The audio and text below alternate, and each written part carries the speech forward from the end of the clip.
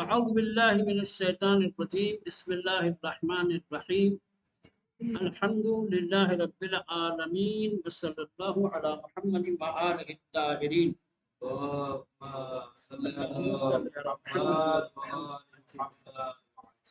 تو پاکیزگی اور آراستگی کی گفتگو چل رہی تھی۔ اسلام نے کن کن چیزوں کی پاکیزگی اور آراستگی کا حکم دیا ہے؟ ایک مرد مومن کو اپنی کن کن چیزوں کو پاکیزہ رکھنا ہے، کن کن چیزوں کو آراستہ رکھنا ہے۔ اسلام نے اپنی تعلیمات میں جو کچھ ذکر کیا ہے، بیان کیا ہے، اس کے بارے میں پڑھ رہے تھے۔ آج چوتھی چیز عبادت گاہ کی پاکیزگی۔ محل عبادت جہاں پہ انسان خدا کی بندگی کرتا ہے، پرستش کرتا ہے، وہ جگہ پاک و پاکیزہ ہونی چاہیے۔ نجس اور گندی جگہ پر عبادت سے منع کیا گیا ہے، کیونکہ اصل عبادت کا ہدف اور مقصد ہی کیا ہے مولانا؟ پاکیزگی ہے۔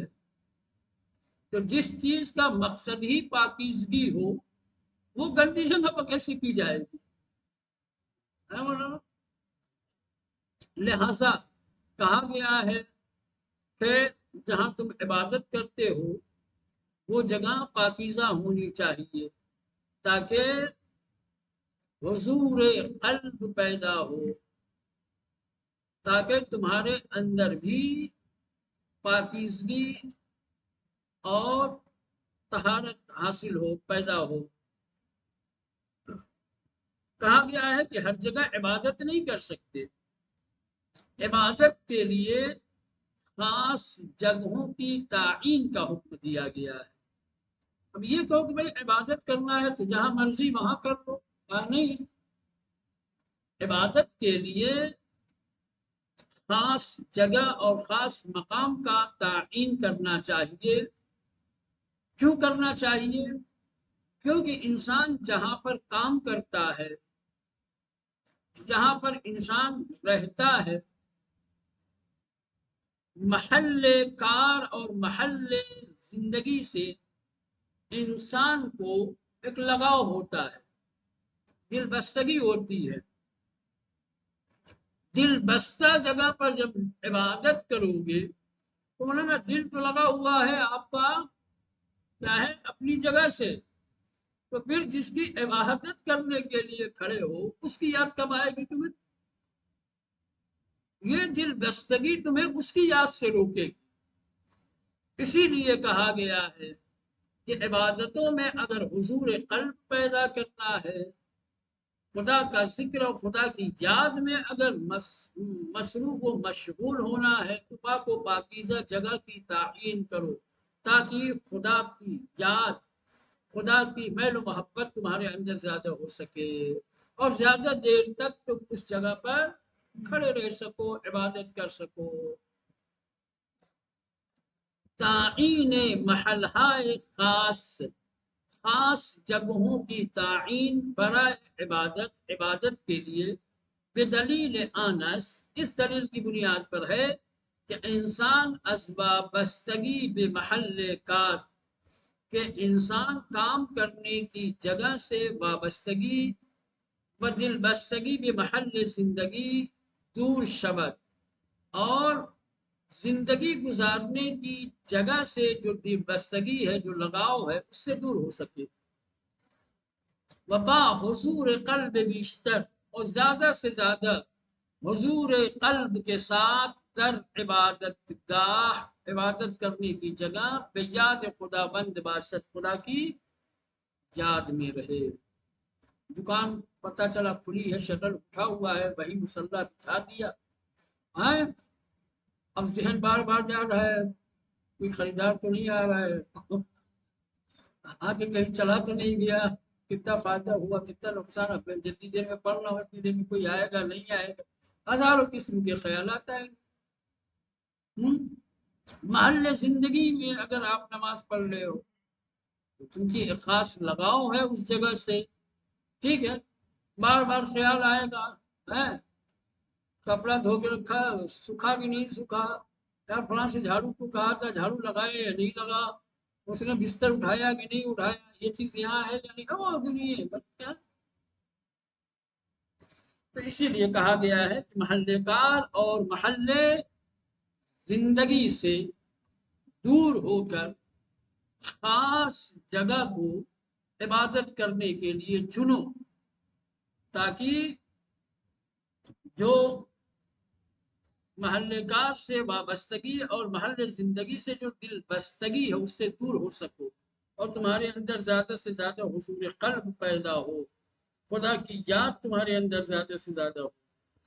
वहरच इबादत गाह पाकीज़े तर बाशद मैलो इलाके इंसान ज्यादा मुशबह, इबादत करने की जगह जितनी तैयब व ताहिर होगी, जितनी पाकीज़ा होगी, उस जगह पर उतने ही चाहत के साथ मोहब्बत के साथ इंसान इबादत करेगा। इंसान के अंदर मैल मोहब्बत भी ज्यादा होगी, क्योंकि फितरी तौर पर इंसान पाकीज़गी को दोस्त रखता है। हर च इबादत का पाकीज़े तर बाशद, इबादत करने की जगह जितनी ज्यादा पाको पाकीज़ा होगी, मैलो इलाके इंसान, इंसान की मोहब्बत, इंसान की चाहत, इंसान की रग़बत ज्यादातर मिशबत और ज्यादा होगी। व ज़मान बिश्तरी दरआन मकान मीमानत, और ज्यादा देर तक उस जगह पर ठहरेगा, रुकेगा। आलूदा और गंदी जगह से इंसान फरार करता है, भागता है, ज्यादा देर वहां नहीं ठहरता। लिहाजा इबादत करने की जगह जितनी पाकीज़ा होगी, इंसान उतनी ही देर तक वहां रुकेगा। अलावा बर रफ़्ए आलूदगी हाय ज़ाहिरी, अगर महल इबादत अज मज़ाहिर शिर्क व अवामिल गफलत साज पाक बाशद आमाल उ खालिस्तर ख़ास। मौलाना, महल इबादत का खाली ज़ाहिरी तौर पर पाक होना काफी नहीं है, कि कोई ज़ाहिरी आलूदगी नहीं है, कोई ज़ाहिरी निजासत नहीं है, बल्कि महल इबादत को मज़ाहिर शिर्क से और गफलत के असबाब व अवामिल से भी पाक होना चाहिए। इसीलिए कहा गया है कि अगर कोई सोया हुआ है उसके पीछे नमाज न पढ़ो, क्योंकि ये अवामिल गफलत में से करवट लेगा, कैसे सांस ले रहा है, कैसे सोया हो सकता है, निगाह पड़े तो आपकी तवज्जो खुदा की तरफ से सोने वाले की तरफ। कहा गया माबिर उमूमी में नमाज मत पढ़ो, क्यों भाई, लोग आएंगे जाएंगे, तुम्हारी तवज्जो, तुम्हारा हुजूर कल्ब बर्बाद होगा।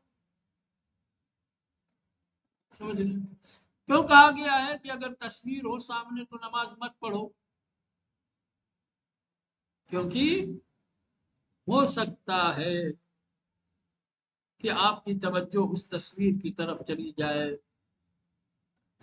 कोई मुजस्समा रखा हुआ है किसी चीज का, उस मुजस्समे के आगे खड़े होकर, मुजस्समे को आगे करार देके तो उसके पीछे खड़े होकर के नमाज मत पढ़ो। ये चीजें मज़ाहिर शिर्क में से।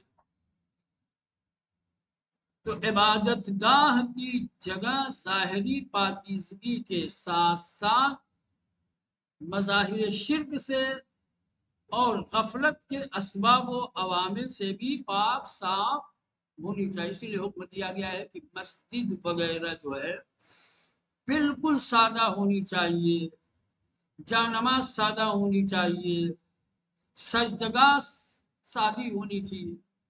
लेकिन अब ये अलग चीज है, लोगों का शौक अब इतना बढ़ गया है मौलाना, कि इन चीजों में, जिन चीजों में सादगी रखी गई थी उसमें भी मौलाना नुमाइश रख दी गई है। उसमें भी अब मौलाना खूबसूरती देखी जाती है। मुसल्ला लेने जाएगा कोई, सादा दिखा दे तो पसंद ही नहीं आएगा, अरे यार ये तो सादा, इसमें तो कुछ है ही नहीं। हाँ, डिजाइन वाले दो जिसपे काबा बना हो, जिसमें मदीना बना हो, है ना, जिसमें मेहराब बनी हुई हो, जिसमें बैतुल मुकद्दस बना, जिसमें कोई फूल बूटे हो। अभी सिजदगाएं जाओ, सिजदगा एक से एक मिलेगी, इमामों के नाम लिखे हुए हैं, और اس پر ستم بالائے ستم یہ کہ اس پر باقاعدہ طور پر جو ہے کرکرا وغیرہ لگا دیا جاتا ہے، چمکنے والی چیزیں لگا دی جاتی ہیں۔ یہ سب عوامل غفلت ہیں، انسان کی توجہ اس کی طرف جذب ہوگا، یہ حضور قلب کے لیے ساری چیزیں مانی۔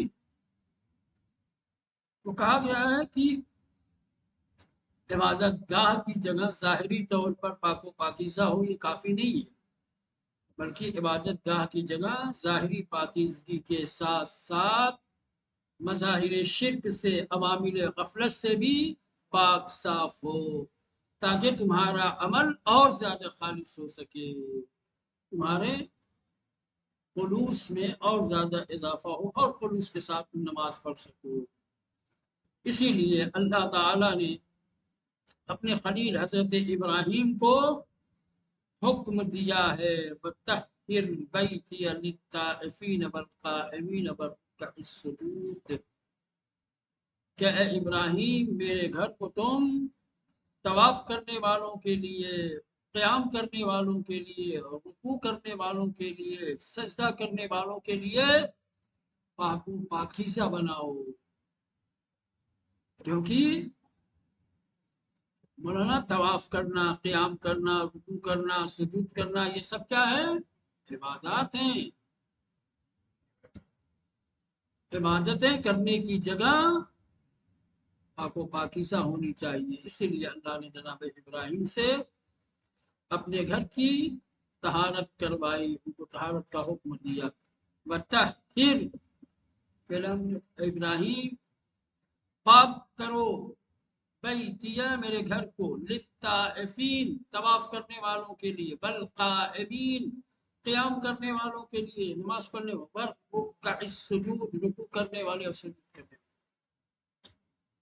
بنابراین رعایت پاکیزگی در تمام ابعاد وجودی انسان و زندگی فردی و اجتماعی مورد محبت خداوند می باشد، لہذا پاکیزگی اور طہارت کی رعایت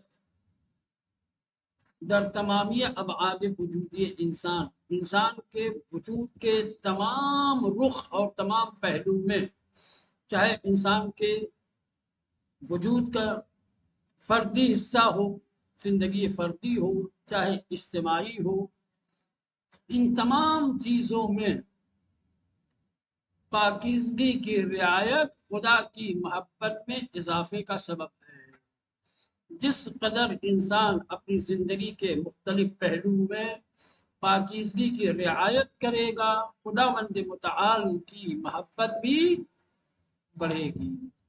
ان اللہ یحب التوابین ویحب المتطہرین، اور یہ پھر پاکیزگی اپنی حیات اور اپنی زندگی کے تمام شعبوں میں پاکیزگی کی رعایت انسان کو اس بلندی تک لے جائے گی کہ پھر یہ انسان محبوب خدا بن جائے گا۔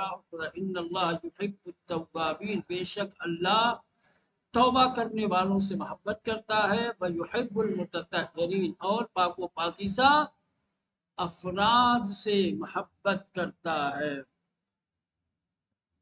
خدا کی محبت کا ایک ذریعہ پاکیزگی ہے۔ ہماری زندگی کے الگ الگ شعبے ہیں، ہماری زندگی کے الگ الگ رخ ہیں، کبھی ہم فردی زندگی میں، کبھی اجتماعی زندگی میں ہیں۔ مولانا زندگی کا جو بھی رخ ہو، زندگی کے جس حصے میں آپ ہوں، زندگی کے تمام امور میں طہارت اور پاکیزگی کا خیال رکھنا ضروری ہے۔ اگر آپ نے زندگی کے تمام امور میں پاکیزگی کا خیال رکھا تو یہ چیز سبب بنے گی کہ یحب المتطہرین، خدا پھر تمہیں تمہاری پاکیزگی کی وجہ سے، تمہاری طہارت کی وجہ سے تمہیں پاک و دوست رکھے گا، اس سے محبت۔ چلے زینت و آراستگی، یہ تو ابھی طہارت کی بات تھی، اب آئیے زینت اور آراستگی، یہ طہارت کے علاوہ ہے مولانا۔ طہارت اور چیز ہے، زینت اور آراستگی الگ چیز ہے۔ اپنے آپ کو سجانا سنوارنا، اپنے آپ کو مولانا سجانا اور سنوارنا. آراستگی یہ انسان و بہر مندی او از لباس ہائے مناسب و عطرہائے خوشبو بے نیاز زیبا دوستی انسان پاسخ میں دہد. جہاں اسلام نے ایک طرف انسان کی طہارت اور پاکیزگی کا خیال رکھا ہے اور اس کے سلسلے میں بہت سارے دستورات دیے ہیں، اسی طریقے سے انسانوں کی زیبائی، ان کی خوبصورتی اور ان کی آراستگی کا بھی حکم دیا ہے. اور آراستگی کے لیے بہت سارے دستورات ذکر کیے ہیں. کہنے کی انسان کی آراستگی مختلف لباسوں اور کپڑوں سے بہرے مندی، عطر اور خوشبو کا استعمال، یہ زیبا دوستی کا جواب ہے. یہ بتاتا ہے کہ یہ انسان زیبائی کو دوست رکھتا ہے. سمجھ رہے ہیں؟ یہ چیز بتاتی ہے کہ انسان خوبصورتی کو پسند کرتا ہے. ظاہر سی بات ہے، جو انسان زیبائی کو، خوبصورتی کو پسند کرے گا، وہ تمام چیزوں میں زیبائی اور خوبصورتی کا خیال بھی رکھے گا. جس انسان کو خوبصورتی پسند ہوگی وہ لباس پہننے میں مناسب اور اچھے لباس کا انتخاب کرے گا. جس انسان کو آراستگی پسند ہوگی تو وہ جب چار لوگوں کے بیچ جانے کا ارادہ کرے گا تو اپنے آپ کو سجا کر معطر کر کے جائے گا، ہاں، تاکہ لوگ سمجھیں، لوگوں کو پتا چلے کہ یہ خوبصورتی اور زیبائی کو دوست رکھنے والا اور پسند کرنے والا. پھر یہ چیز سبب بنے گی کہ لوگ آپ سے دوستی کریں. آپ زیبائی کو پسند کیجئے اور اس کی رعایت کیجئے، لوگ آپ کو پسند کریں.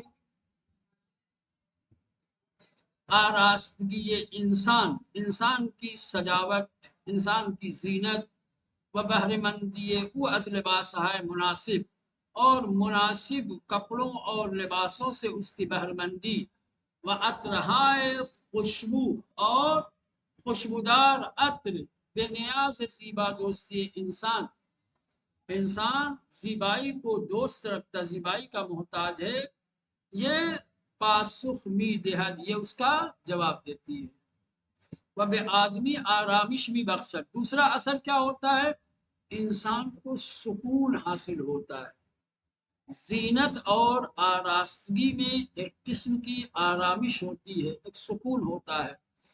بعض عوامل بسیار مہم جذب و محبت دیگران، اور دوسروں کی محبت اور دوستی کو جذب کرنے کا بہت ہی اہم سبب اور عامل ہے.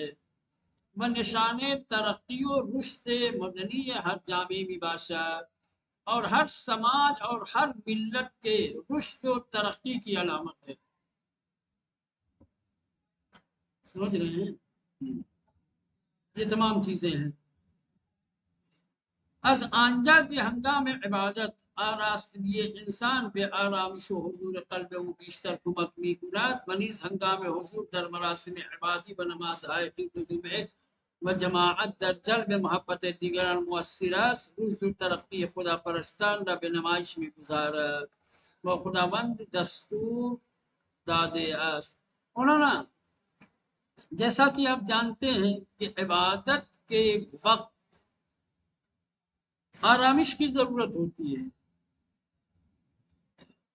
اور زینت اور آراستگی آرامش کا سبب ہے. تو جب آپ عبادت کے لیے آراستہ ہو کر کے جائیں گے تو ایک قسم کا اطمینان رہے گا.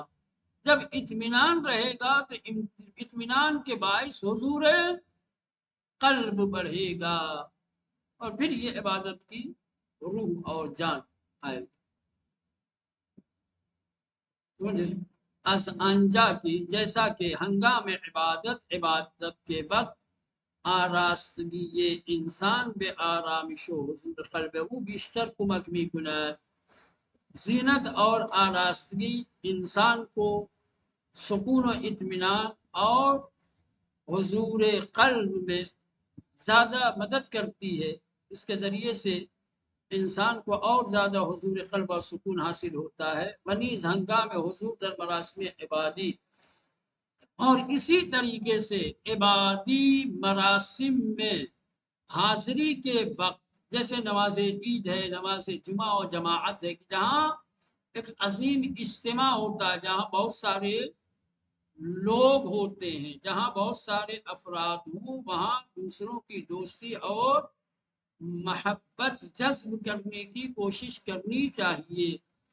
لہذا دوسرے عبادی مراسم جیسے عید، جمعہ، جماعت، ان جگہوں پر ان عبادتوں کے وقت زینت اور آراستگی دوسروں کی محبت کو جلب کرنے اور جذب کرنے کے لیے مولانا بہت ہی مؤثر ہے.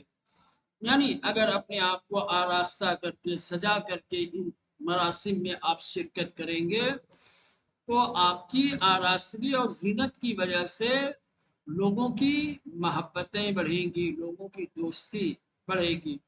ورشد و ترقی خدا پرستان را. اور پھر خدا کی عبادت کرنے والوں کی ترقی اور ان کا کمال ظاہر ہوگا کہ بھائی خدا کی عبادت کرنے والے لوگ کس قدر رشد و کمال رکھنے والے ہیں. اس کی بارگاہ میں آتے ہیں تو کس قدر سچ کے آتے ہیں، کس قدر آراستہ ہو کر کے آتے ہیں. ہے نا؟ خداوند نے متعال دستور ڈالے اسی وجہ سے، چونکہ آراستگی اور زینت عبادتوں میں بڑا اہم رول ادا کرتی ہے.